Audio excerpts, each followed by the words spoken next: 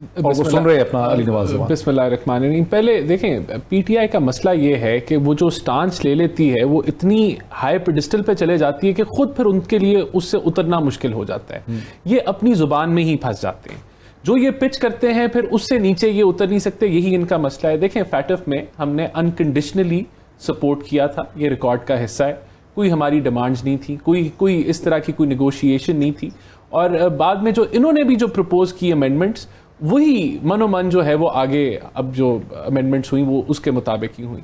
تو عمران خان صاحب کا یہ جو لاجک ہے کہ یہ کرپٹ ہیں, میں ان سے بات نہیں کروں گا. سب سے پہلے تو سوال یہ اٹھتا ہے کہ آپ کو جو ہے جو فراگوگی اور جو 650 کنال فراگوگی کا اس میں کچھ حصہ ہے, کچھ ان کا, کچھ ان کی اہلیہ کا حصہ ہے, اور وہ 50 بلکہ $250 ملین کے ایڈجسٹ کرانے کے اگینسٹ جو ہے وہ ان کو جو مل گیا, تو وہ کیا ہے.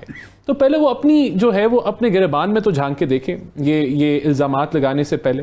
لیکن میں سمجھتا ہوں, کیا آپ یہ سجیسٹ کرتے ہیں کہ ان سے ان کرپشن کو چھوڑ کے کرپشن کیسز کو نکال دیں تو باقی چیزوں پہ بات ہو سکتی ہے؟ لیکن یہ تو کبھی مسئلہ ہی نہیں تھا.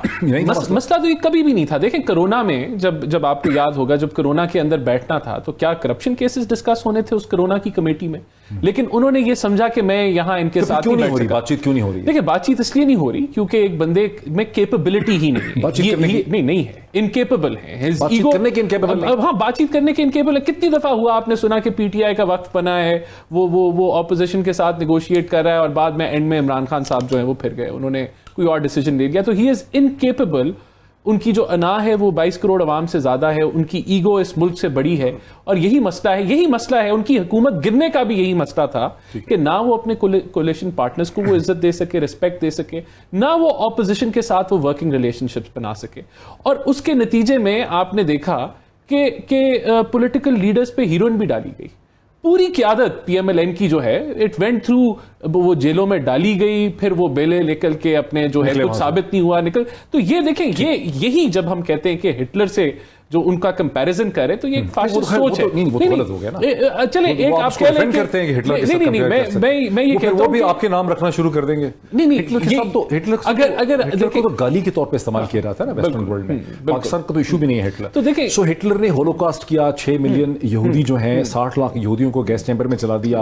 ہٹلر نے دوسری جنگ عظیم کی جس میں 200 ملین لوگوں کی کمپیریزن ہے. موید صاحب دیکھیں کمپیریزن اس لحاظ سے ہے کہ جس نے پوری قیادت کو جیل میں ڈال دیا, جس نے ہیروئن کے کیسز بنائے, ایسا تو دنیا میں سینکڑوں دفعہ ہوا ہے. تو بس تو ٹھیک ہے, آپ کہہ رہے ہیں کہ اتنا ایکسٹریم کمپیریزن نہیں ہو سکتا. اب پرائم منسٹر نے دیکھیں کوئی پی ایم ایل این کا چھوٹا موٹا ایکٹیوسٹ کر دے, کوئی جرنلسٹ کر دے. تو جو انہوں نے بات کی کہ ٹی ٹی پی اور جو ٹیررسٹ آرگنائزیشنز ہیں جو دھماکے کرتے ہیں, لیکن موید صاحب یہ تو تضاد پیدا ہو گیا. کیسز تو یہ ختم کرانا چاہ رہے ہیں, ان کے فورن فنڈنگ کیس, یعنی کہ یہ دیکھیں نا, یہ جو مجموعہ فنڈنگ کیس ہے, کیس تو یہ ختم کرانا چاہ رہے ہیں اور دھمکی دے رہے ہیں, کہہ رہے ہیں ہم بات چیت نہیں کریں گے, پہلے آپ الیکشن کمیشن کو فارغ کریں پھر ہم کریں گے.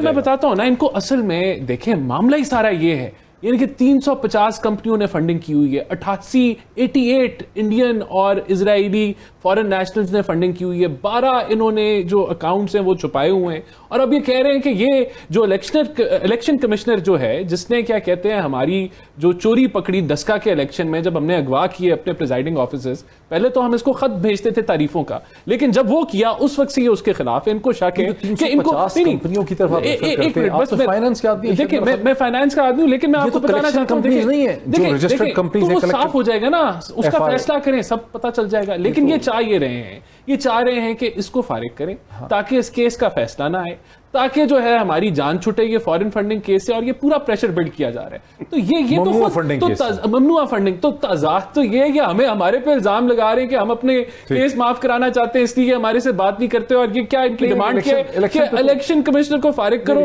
اور پھر ہم اسمبلی میں آ جائیں. الیکشن ہم اس پہ ٹرسٹ نہیں کرتے تو نہیں, اب یہ میں نے آپ کو وجہ بتا دی, ختم تھوڑا ہو جائے گا, اس کے علاوہ کوئی وجہ نہیں. دیکھیں ختم نہیں ہوگا, لیکن بلی کر رہے ہیں نا, پورے ادارے کو بلی کر رہے ہیں کہ بھائی یہ تمہارا حشر ہم وہ کریں گے جو الیکشن کمشنر کی ہم نے جو ہے اس کی پوری ایک کیریکٹر اسیسینیشن کر دی. کہ یہ ایک انریزنیبل ڈیمانڈ ہے, کیونکہ ای وی ایمز جب یہ لے کے آئے تو تب اس کے اوپر تو کوئی مشاورت نہیں ہوئی اپوزیشن کے ساتھ, یہ بھی بلڈوز کیا گیا.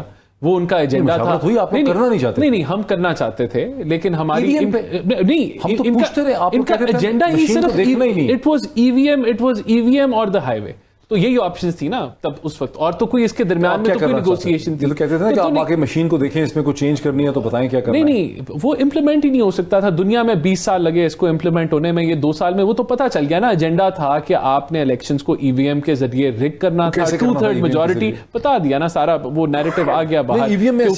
کوئی تقرریاں ہونی تھیں اور اس کے بعد یہ ای وی ایم کی جگہ جو ہے وہ 2-3 اکثریت, تو یہ ان کا ایجنڈا تھا.